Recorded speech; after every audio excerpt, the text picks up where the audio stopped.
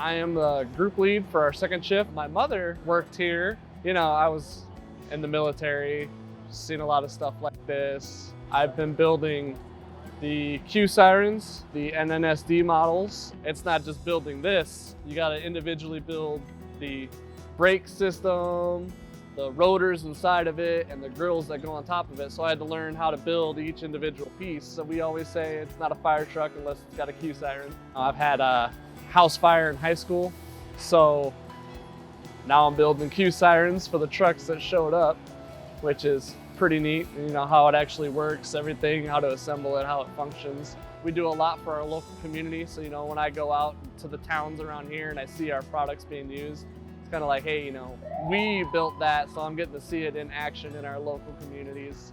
You know, all the police, fire, our alert systems.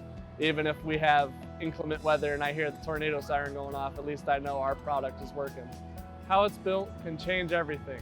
I build it with pride.